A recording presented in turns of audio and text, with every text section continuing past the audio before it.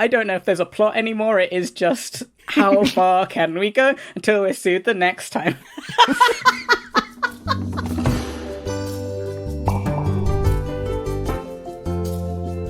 Rusty Quill presents Enthusiasm. Hello, friends and fans, and welcome to Enthusiasm, the show where we talk about a few of our favourite things. I am your host, Helen Gould, one of the best Rusty Quillers, and today we're talking about anime, and I'm making the biggest heart eyes at my guests today, who are Alex and Nemo, the Dream Team. So, as always, we shall introduce ourselves alphabetically, and just very serendipitously, Alex starts with an A. So, Alex, what are your pronouns, and what do you do? I am Alexander J. Newell, he, him. I am the founder and CEO of Rusty Quill. You might be one of the best RQers, but I like to think of myself as RQ Alpha. Maybe like RQ Prime. I'm not sure which one though. The URQ. URQ. Oh, I'm stealing that. URQ. There you go. Oh, I'm so talented and clever. You are underpaid, Helen. Nemo, what are your pronouns and what do you do? Hi, I'm Nemo Martin. I use they, them pronouns, and I am the writer and creator of Thrice Forgotten, a new Rusty Quill podcast. And I know that Alex doesn't really know much about fan fiction stuff, so calling himself the Alpha was a mistake on an anime episode. Just gonna hedge that there and not say anything else about it.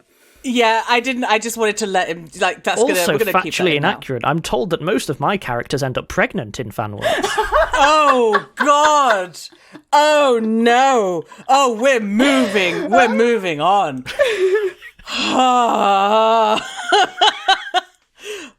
Loria's turned her camera on just to shake her head in I haven't been dismay. allowed out in company in a while. And it's showing. That's all right. That's all right. So, okay. Anime is a subject that actually I don't know that much about, but I am interested in it as like a subject, which is why we're doing the episode. I do know that it covers a whole range of shows. So how do we actually, like, what is actually the definition of anime? Like, is it just any Japanese animation, or does it have to have certain characteristics? I mean, my answer was going to be, yeah, Japanese animation is full stop for me, but if you have something more loquacious than that... Oh, kind of depends on your time period, actually. Historically, anime has a few interesting and fairly disparate roots. Like, some of them are sort of driven economically, some of them are driven culturally. Although I would broadly agree with Nemo's definition at the moment, which is anime has expanded beyond just sort of the Japanese style of animation to just its own style of animation that's sort of transcending. You get stuff like Ruby from sort of Western origins and things like that. And it's still anime, even though it's not sort of Japanese bent. But there was a lot of stuff in the history of it to do with like Japanese representations of the West in animation. Hence the big anime eyes and things like that. These were deliberate caricatures and exaggerations for animation, like depictions of Western society, which is, and again, that's not all it is, but that lent itself into the style. So that's why in some of the older ones, you'll get a lot of stuff that's sort of based, say, in the US, even though it has a very sort of Japanese cultural identity, and it gets a bit weird. A lot of that sort of San Fran, Tokyo kind of vibes, if you know what I'm referencing. There was definitely a style choice of the like European picture books and stuff like that. Like they really enjoy the kind of 80s hair and stuff in the 80s when anime started developing, and there's such a style crossover that has like slowly become what we see as Japanese, when you can see like the inspirations from like cartoons or TV shows or picture books slightly older, and artwork from the West. So it's a very like, comes from one, comes from the other. And bear in mind, a lot of it as well, not anymore, but once upon a time, it was anime basically if it was derived from manga. So there was the like 80s manga explosion and stuff like that, where you had a huge amount of stories. And then you'd go to a comparatively nascent film industry and go, hi, I want to tell this story. It spans 2,000 years, has a cast of 600 people, and then you would get told no. But anime can cater to that quite well, hence why it sort of got this reputation for like RQ hits a lot of the same notes, like that genre kind of scale thing. It's because it's leaning into the medium, and for anime, again, this is back in the day, it was a good way of telling the story that really wasn't tellable elsewhere. Although obviously now it's broadened away, like you get a lot of romance anime and stuff like that could be IRL, and you see a lot of adaptations, the recent Bebop or whatever, but then you get into like, is it anime derived if it's IRL? Like, where's the line? It's all getting very mushy. So you said some of it's quite inspired by like 80s style. Is that why there's so much spiky hair going on? Yes. Yeah. That's so cool. That makes so much sense. But that means that's why spiky hair comes back in as a style thing now, is via anime. It's sort of 80s hair goes into anime, gets chopped up a bit and comes back out the other side to Western audiences. It's fascinating. We're all just in an endless loop, slightly shifting. And because Japanese culture, I think in the West, like a lot of individualism is kind of how we are right now. We're very a society where actually rebellion in the West, especially in the UK and America, is very much about like becoming a socialist and believing in the community, whereas in Japan it is the kind of conservatism is about like not being individual. And so in the 80s, a lot of rebellion and a lot of like subcultures came from looking at American trends and being like, oh, if I look more Western, then I can be more individual and I can assert my individual rights. So there was a lot of the like big hairdos and very like perming was like a huge thing, and spiky hair and all that kind of stuff. I think it's arguably one of the ones that's had the most cross-pollination over the years, where it just keeps grabbing from whatever it likes and kind of it just slots in nicely. It's very mutable as a medium, I guess. Then this is a slight tangent, right? Right. My best friend is really into JoJo's Bizarre Adventure. Understood. Loads and loads of things in that are, like the names are just stolen from popular bands and songs and stuff. And I'm wondering, how does that fit in? Or is the writer just like, just do it, heck it? You're kind of hitting into like, where's the line between anime as a medium adopting things and a specific thing choosing to adapt thing? I have to admit, I haven't seen JoJo Bizarre Adventure. I know of it and I know around it, but I've never just sat and watched the whole thing or anything.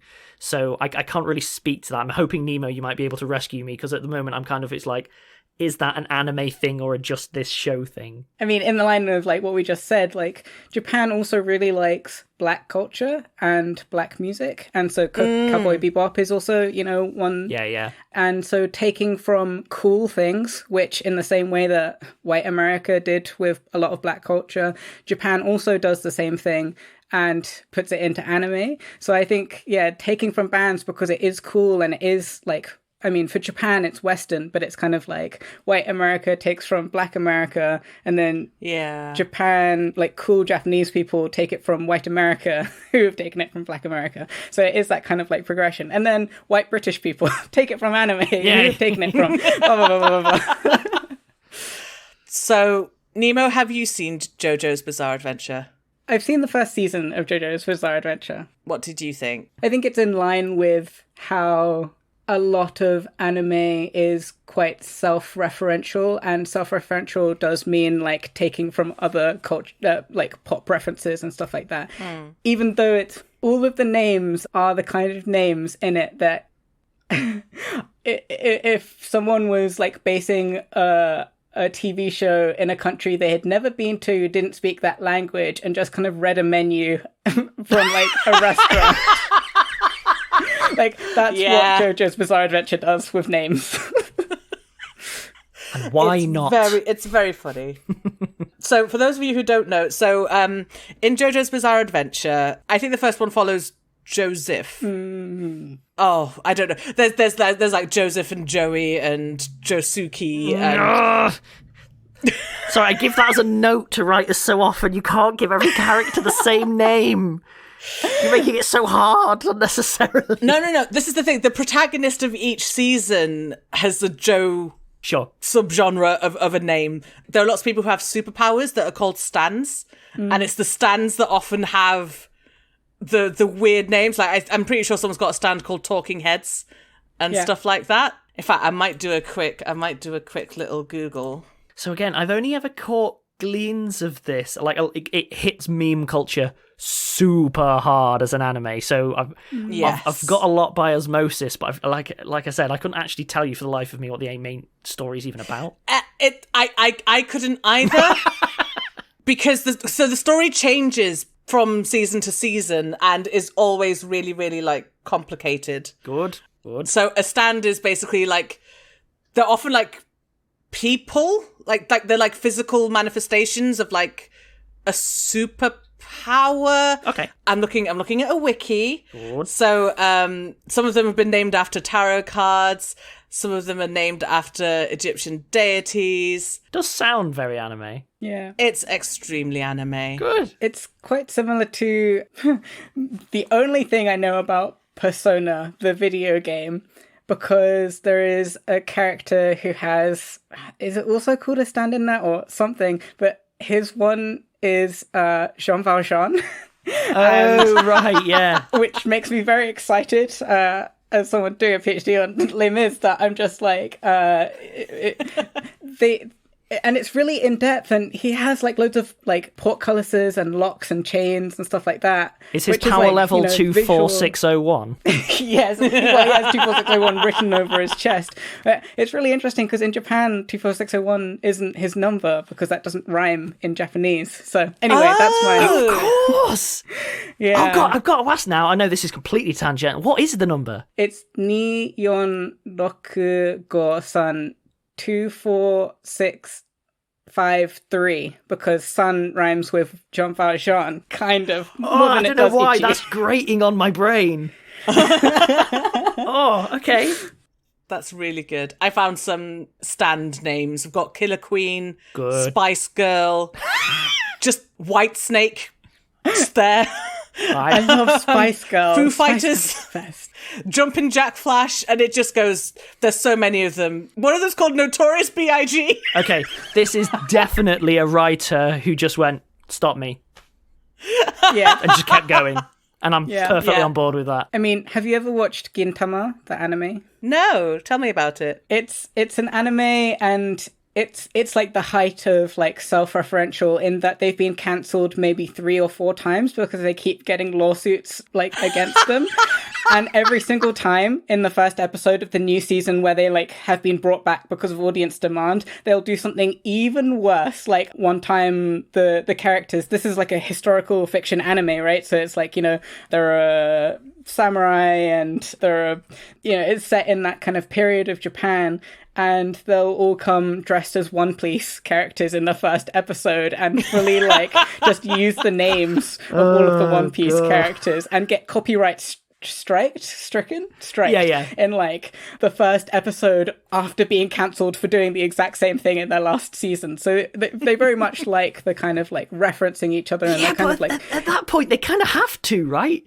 If your brand, like, don't get me wrong, it's not an avenue I'd take, but if your brand is being sued, unfortunately yeah, you've got a very specific line of attack now, right?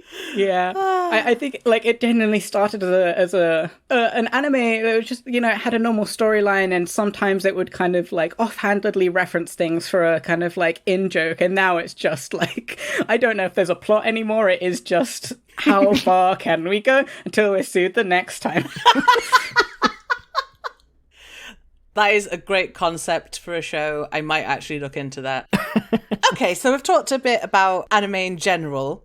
And I mentioned that I know there are lots of different subgenres. Like, there are some shows that are sort of slice of life, like they're set in a school or something. And there are some that are massive epics. And there are some that are horrendous, upsetting political sci-fi. And then there are some that are just straight up horror.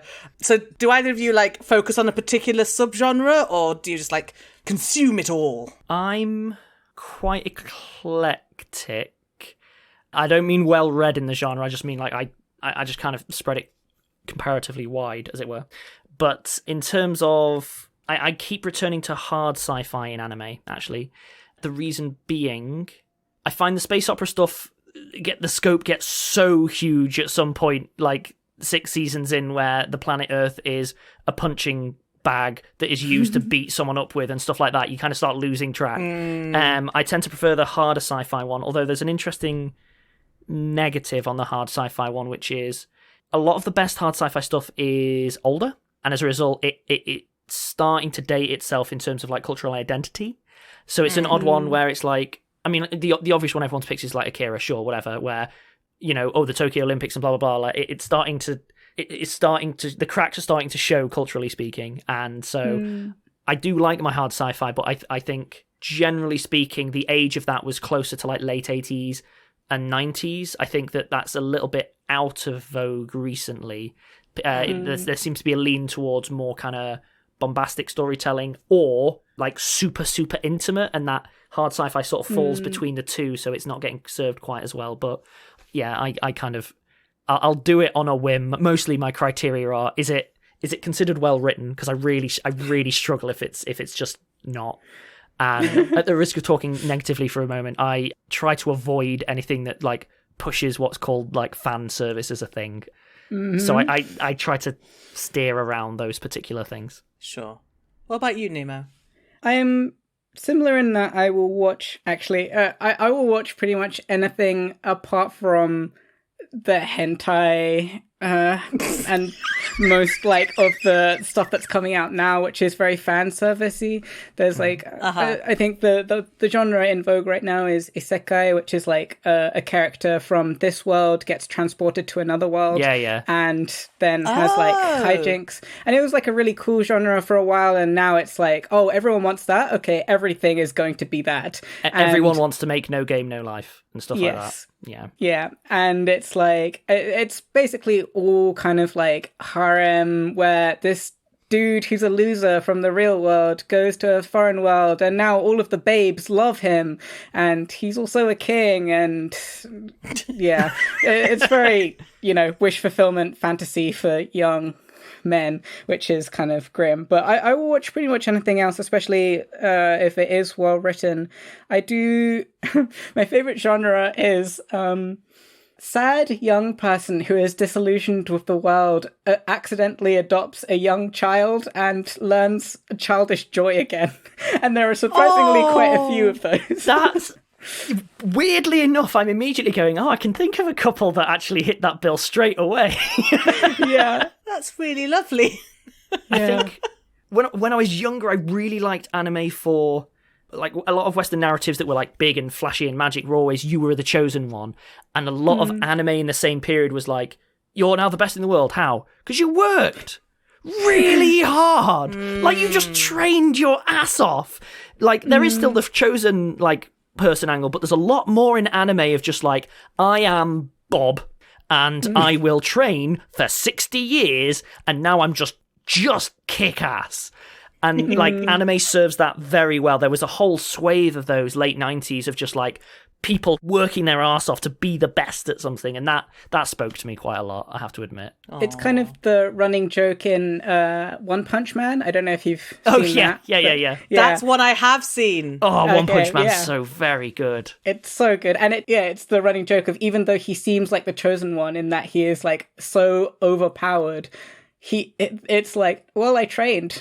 Here's my training montage of me running. And yeah, like, clearly you can't become this powerful just by doing a jog around the block. But again, like, referencing other anime that you probably have watched in order to make the joke even funnier. Yeah. For those who haven't seen it, One Punch Man is about a guy who can defeat any enemy with just one punch. Yeah. And that literal scene happens, I think, that you were just talking about, Nemo. Someone's like, oh, I'm such a big fan, how do you do it? And he just takes them through a completely average gym routine. Well, he does something like, so you're gonna struggle, you're gonna sweat, your bones are gonna creak, but you cannot stop until you've done 100 push-ups.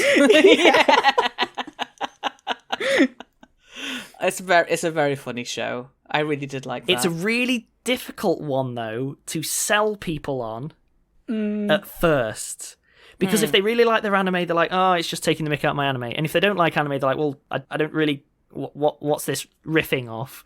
I find it of all the anime, I find it one of the hardest ones to actually get people to watch. Yeah, I was going to say maybe it's a good starter one, but I don't think it is. I think you do have to have some level of like having watched all of the shonen anime that it's parodying in order to like... Yeah, it just falls between the cracks. I really didn't though, and I still enjoyed it. Okay. A lot of the stuff it was doing is probably very fresh and new to me. Well, while we're on that topic then, how did you two get into anime? What was your starter show? Well, so I'm British-Japanese, so my mom is Japanese, and so I've been watching anime since I was a kid because my mom loved anime and manga, so even though I grew up in London, we did have a lot of manga, and I don't know how she was able to... I mean, I think she was pirating anime to show us when we were kids, so yeah, we watched a lot of like random pirated anime, and then Naruto and Bleach and One Piece started being shown on Jetix, maybe Toonami, one of those. Oh god, yeah, Toonami. So a lot of the first anime that I watched was like Japanese kids anime unsubbed, but then the first one that I fully watched as a like TV show instead of like something that was on, I think was probably Naruto, the original show. So Alex, what was the first one you saw? So mine, I came at it. I got a bit blindsided by anime. So I, as a kid, well, I didn't know it was a thing. So unfortunately, I'm going to demonstrate my age by predating you, Nemo, and go, oh, Toonami, the golden age. No, gosh, no, far earlier than that. Cartoon Network did a limited run of DBZ. Yes. Dragon Ball Z. Now, as a young, fresh-faced fool, I was very inexperienced in basically everything, and just came home, put it on, and went, "What? What is happening? What is this? It's it's cool." As a child, I am certain that this is cool, but I don't know what's happening. Why it's cool? What is this? So then I started doing a thing where I would run to the bus stop to catch the earlier bus home. To catch the timings, because it was on at like 5 p.m. and because of the journey times and blah blah blah, I was always catching it 5 minutes in. So anyway, I just discovered this thing. It finished its run. It didn't do the whole thing, and then it disappeared. And I just chalked it up. This is very 90s kid. I chalked it up as that was a cool series that I'll never see again, and the internet isn't the thing, so it's just gone now. That was fun. And then I started secondary school, and then midway through secondary school, I just stumbled into a group of lads who new anime, and they just happened to mention DBZ in passing, and at my time I thought it was a one-off. I didn't know it was a whole school of animation. I really thought just one person had a cool kooky vision and that's what it was. So I was like, I thought I was the only one who'd seen this niche little thing that no one's really heard of.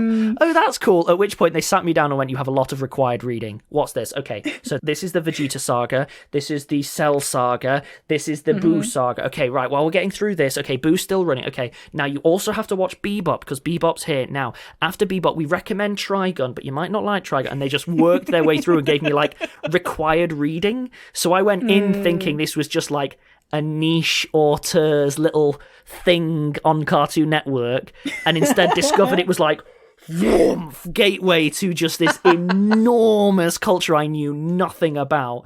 And then I fell in quite hard for a period of just like, it was telling the stories I wasn't seeing elsewhere, stories that were interesting, stories that were pitched right to my age at the time of like 14, 15, which is, as much as it's like, as a kid, you're like, oh, I want to see grown-up stuff.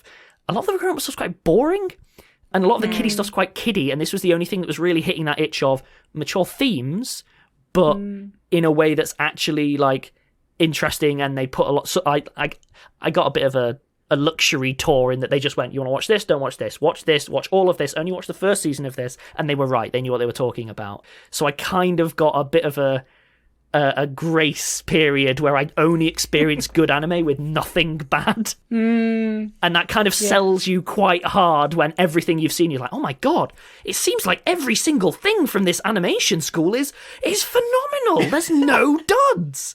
And then I obviously later on you start trying to explore really the stuff badly yourself and finding, oh yeah, this was a cash grab, or this wasn't handled very tastefully or whatever. But I think they made their impression early enough that it kind of cemented in for me. Lovely. Well, you know what? On that, I think we're going to take a little break. and we'll be right back. And welcome back. Okay, right, we've talked about anime in general. We've talked about a couple of shows. Now I'm going to do the very big question, which is, what's your favourite anime show? And I can... Alex rubbing the bridge of his nose. I know, it's a big, big question, but it's not one that I can answer because I haven't seen many. Obviously, Bebop's up there. Okay. Like I really like Bebop. I think it's very, very, very well executed, and there's a reason that it always gets a hard time anytime someone tries to riff off it. Is if you make something tight enough and well crafted enough, pretty much it's always going to get torn apart whenever someone tries to iterate on it. If we include anime films, okay, yeah, Ghost in the Shell scratched a certain itch. I actually really liked, which is a bit controversial because a lot of people liked it less, Ghost in the Shell Standalone Complex, which was the first Ghost in the Shell TV series, because it effectively took the Ghost in the Shell film is like, and then the series like takes all of the same themes and stuff, and it just expands and iterates. The first couple of episodes are kind of fine, but the soundtrack's good. The animation is really good, and it hits later a lot of really at the time.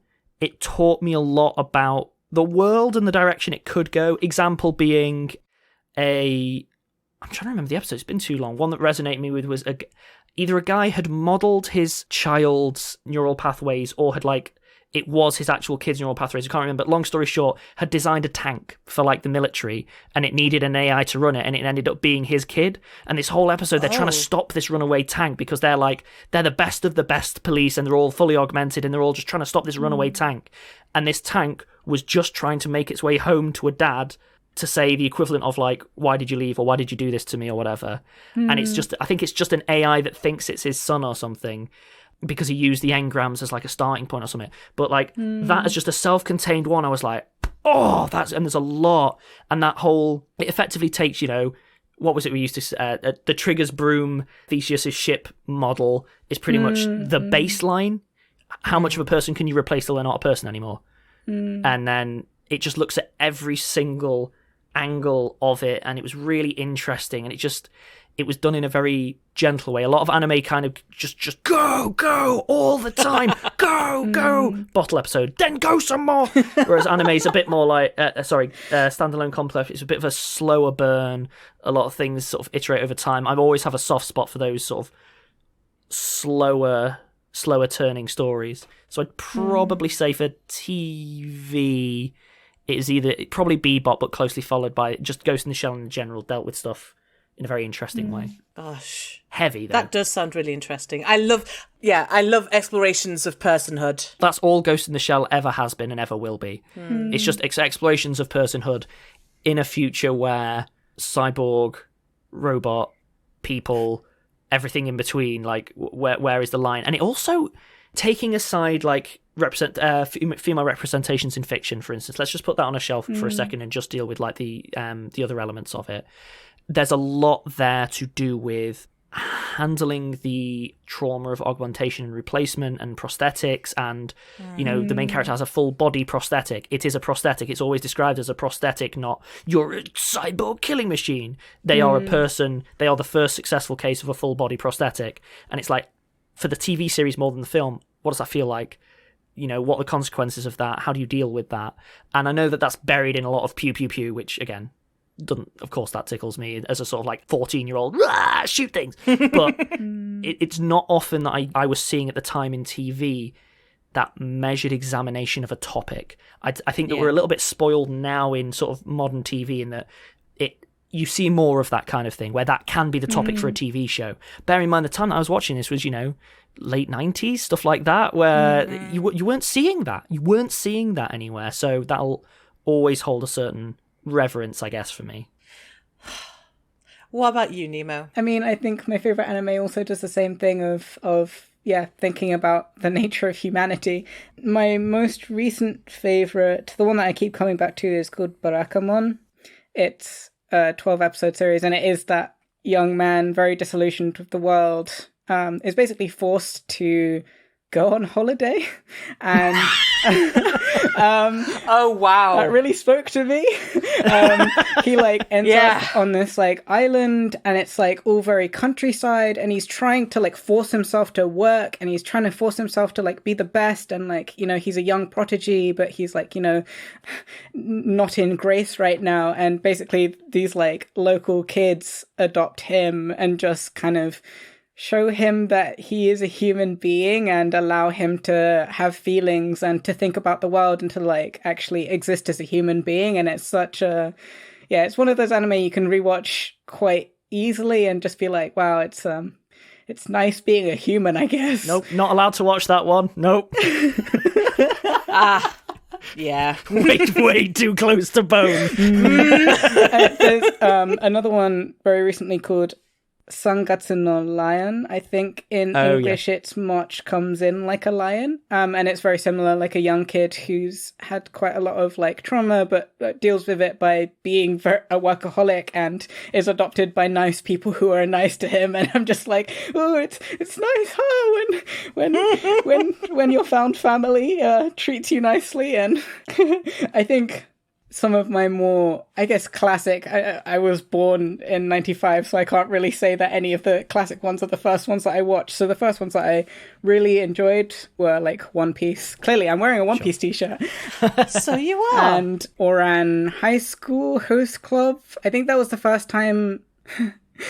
I always talk about Oran and One Piece because they're both ones that I look back on watching and I'm like, one of these is about someone who dresses up as a boy and prefers not being the gender that they were assigned at birth and gets to go and have cool, fun times and gets to like explore their gender identity and have new friends.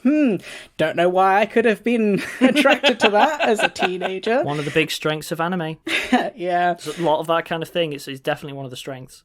Yeah, and, you know, One Piece, it's a pirate anime, but Luffy, the main character, he doesn't have, like, a romantic arc at all, which is very, very rare for a shonen anime. Like, he's the main character, he's the main boy, he's, like, supposed to be the kind of, like, teenage boy ideal.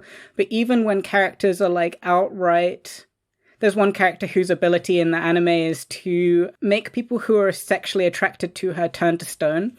It doesn't work on Luffy at all. And, I mean, it's not like they say, oh, he's an asexual, aromantic person. But it is, I mean, so rare for that to be a thing, in, especially a masculine person in an anime. So, aside from the seafaring adventures, which clearly... is something that I love. I still hold Oran and One Piece as being two very instrumental to my development as a person and understanding. Yeah. I think like you can also find what you want in anime, like quite often. Like now the genres are getting quite like specific and more specific and more specific, so you can very much like, you know, go on my anime list and find exactly what you want. But I think you can find what you want in anime because they did explore a lot of things. The first time I like knew what an intersex person was through anime. Again, not done amazingly, but it, like wasn't shown on TV in the UK. And queerness, I mean, I definitely watched a lot of BL anime before I knew that I was queer in any way, and finding things that are in-world acceptable, even if in, you know, Japanese society not acceptable. And there were loads of narratives of like, ooh, bad and evil and all that kind of stuff, but you can find storylines that you don't get to see a lot elsewhere. Well, you didn't get to see, thankfully. Sure. Teens these days don't know how good they have it. They don't know! They don't know! Do you have any idea how happy you would be when you went to a Blockbuster and someone had mixed up the video with an anime? A secret anime in the VHS box! That was a joy that you'll never know! The experience of going to your friend's house to go on the computer and just be on the computer together. I had a friend with a basement that had their own computer. Oh, the stuff we'd watch. It was very low quality Flash, mostly because the tech wasn't there. But that's not the point. But like speaking to that though, like I have a pet theory, which is okay. Pre-internet, this only really applied to people who were really into media, and post-internet, I think it's becoming, if not has become by now, the norm, which is take a moment and think how much you consume stories in your daily life. Let's even put like pandemic aside, like the crafted human experience versus all like authentic human experience, which, you know, has boring bits. Due to the internet, this has exacerbated it. I was a media kid. Like I was pouring myself into media before internet. So as a result, ahead of the curve of certain elements, behind on others. But my point is that we all spend so much time now consuming media that our baseline for what we consider normal is now being derived from the media, not your real life. If you're spending more time in fictional worlds than you are in real life, that's your new norm. And I think what anime caters to better than most is it's real life, let's call it, with their baseline still has a dash of spice. It's like the most mundane anime is still like, it's real life, but you know, everyone can fly, and that's just not a thing. And it hits that note of anything that's truly like real life, grounded real life, these days starts to feel a bit drab and a bit heavy, a bit leaden, because we're all spending time in these fictional worlds, whereas anime just sort of leans into it going, like, it's a base level assumption that like telepathy's a thing in a lot of anime. Like a lot of anime just has telepathy. And it's not like, this is telepathy and we have to explain what it is. It's just taken as read. Everyone can fall from a building and land and they'll be injured, but not dead. And again, it's just, well, yeah, that's kind of like the baseline for anime is just life plus. And I think that it speaks to something quite universal at the moment, which is because we're all spending so much time in these fictional worlds that unless it has that little extra level of plus, that's what gets you to baseline of normal. And so as anime has the edge there, where it has enough of that going on that a normal IRL anime, it's still saturated colours, it's still really, really, like, a lot of them are very comforting.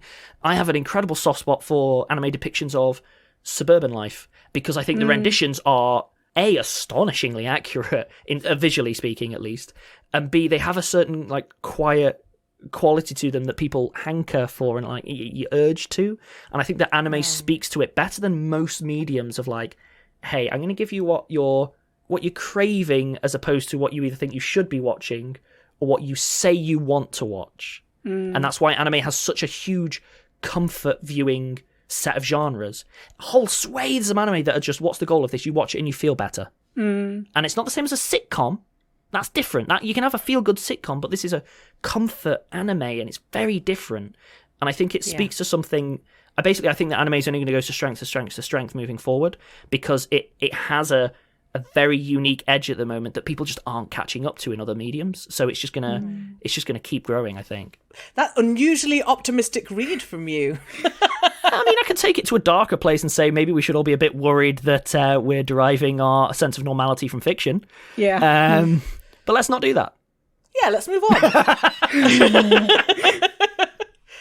So we're starting to come towards the end of the episode. So as I've done with many similar episodes, I would like to ask, where would you recommend someone to start with anime? Like, for example, so Alex, you started with Dragon Ball Z. Is that a good starting show?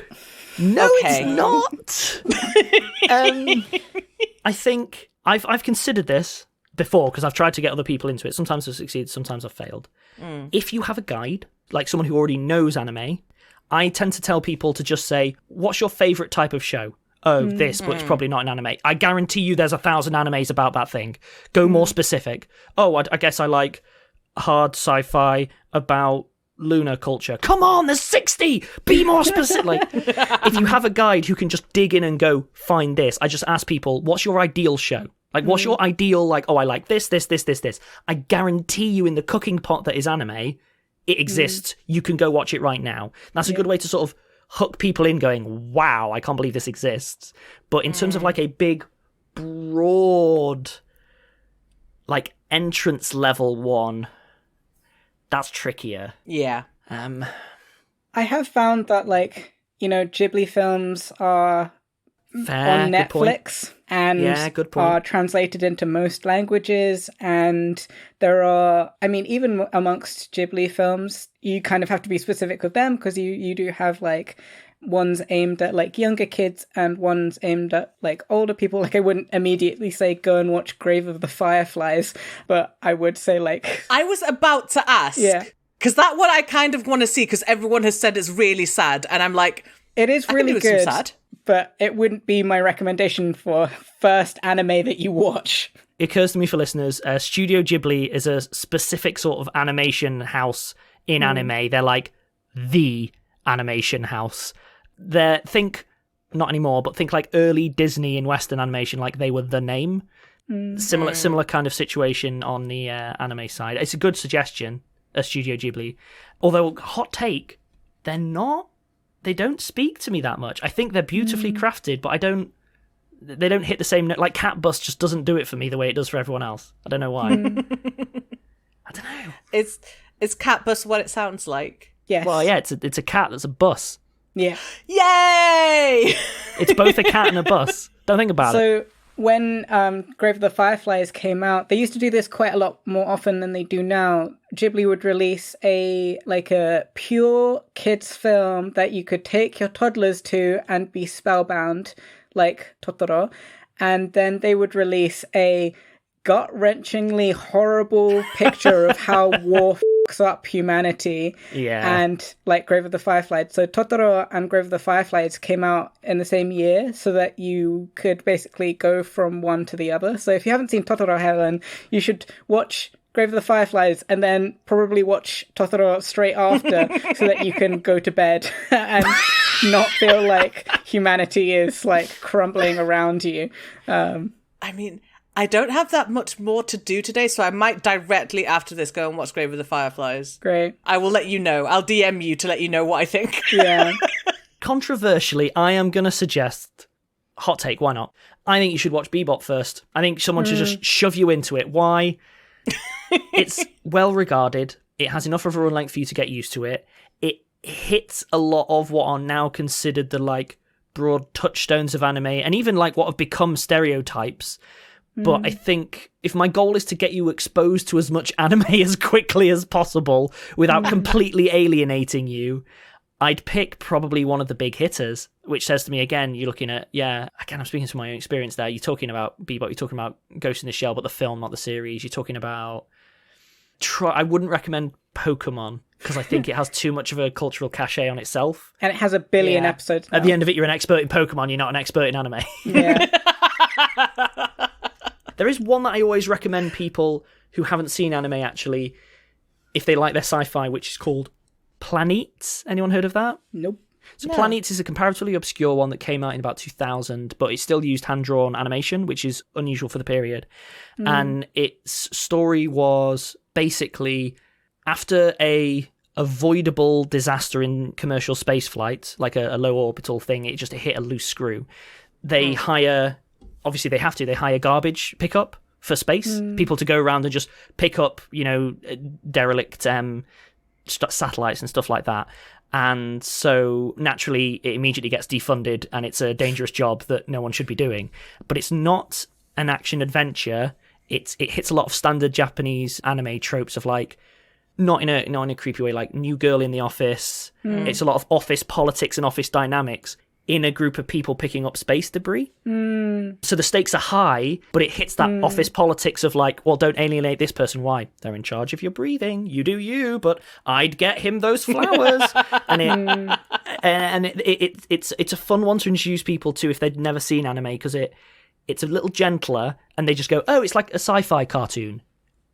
Sure, but it sort of sneaks in a lot of the broader sort of touchstones for anime, I guess. Any last thoughts, Nemo? Yeah, I was going to say, like, if sci-fi genre isn't something that you would want to start with, and you wanted something that was more down to earth, hey! I would recommend, like, maybe Natsume Yujincho, Natsume's Book of Friends, I think, in English. It's a really beautiful anime. it's very Japanese. It's about this boy who can see these spirits and him not having a lot of friends and being kind of stuck between two cultures of like the real human world who can't see these spirits, these yokai, and the yokai world who a lot of them are in trouble, and how he prioritizes like whether he helps them but then that makes him look weird to other people, or whether he ignores them but he can see how like much they're going through and stuff like that. And it's a really gentle, quite emotional story, I think, and it's a nice like kind of equal ground of storytelling and emotions. I've got it.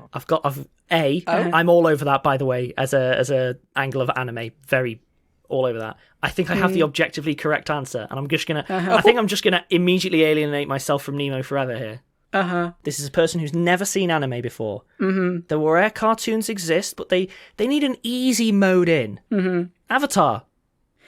Yeah, I mean, I realise it doesn't count as like true hardcore proper anime, blah blah blah, but it really is a very good anime light. Yeah, like it's a very easy in. You finish Avatar and you're like, oh, that was really good. I guess I'll watch Legend of Korra. That was really good. I guess I could watch more things like this, and then they're in. Yeah, then you've got them. Yeah, I think you're correct. Actually, I have my reservations about other Western animations being called anime, but I do think that Avatar is what. Yeah, if you haven't watched any animated shows, like none at all, you've literally never encountered the medium, and you need someone to like get you there slowly. Yeah. That I'm final answer. Regardless of reservations, my final answer is Avatar. Yeah. Avatar: The Last Airbender. Amazing. I didn't ever think I'd say it. It's not a sentence I thought I'd be saying in a recorded medium, but yeah, weirdly enough. Well, on that, I think, we're out of time. There's nothing I can do about that. Like, oh, Nemo, there's a trick I've learned for enthusiasm, by the way, right? Which is the episode can't end if we don't stop talking. No, absolutely so we can not. just no, keep we're not doing going. this. Okay, so do you want to hear my manga recommendations? Because I can go on for... Look, Lowry is wagging her finger. We haven't even covered, like, what if you're an edgelord? Death Note's right there. We haven't even touched on all of that side. We haven't talked about any of the trifectas, Bleach, One Piece. Absolutely. I think we should knuckle down. We got another 3 hours editor, in here. just fade us out. Thanks for listening. I'll see you on the next episode. Bye.